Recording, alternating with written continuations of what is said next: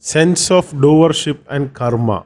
As long as the mind is active, the thoughts will keep on coming. Good and bad thoughts will keep coming. There is nothing we can do about it. This flow of thought is not be a problem. By realizing our true self and be the self, after that, it will not matter what comes up. Walk, eat, drink, sleep, meditate, etc. But never think that you are the one who is doing these things.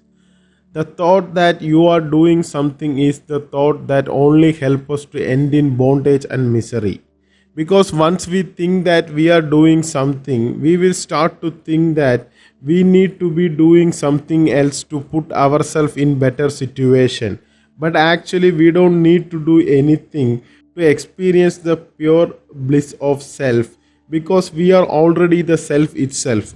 All we have to do is to drop the idea that we are doing anything at all. By giving up the sense of doership, the karma will go automatically. The sense of doership reaps the fruits of karma. The karma ends when the doer realizes his true nature, that is self. So long as we feel ourselves to be the doer, we reap the fruit of our action. But as soon as we realize the self through inquiry, who is the doer, sense of doership will end and the threefold karma comes to an end.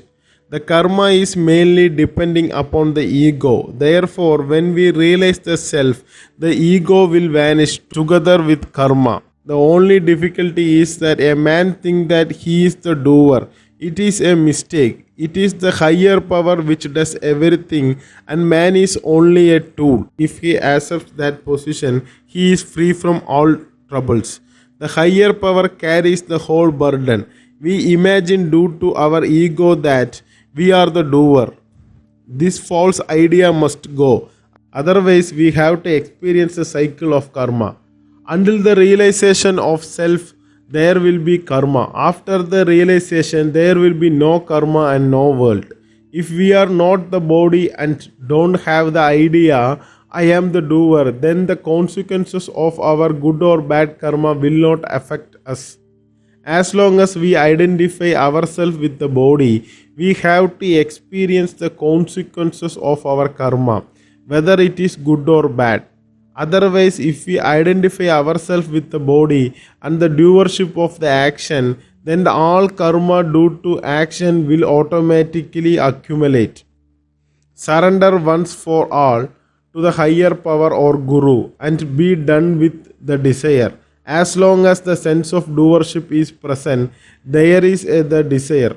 The sense of doership is the bondage and not the action themselves. The pure bliss of peace will shine within only for those who have lost the sense of doership. This foolish sense of doership is the reason for the bondage and ends up in suffering. Thank you.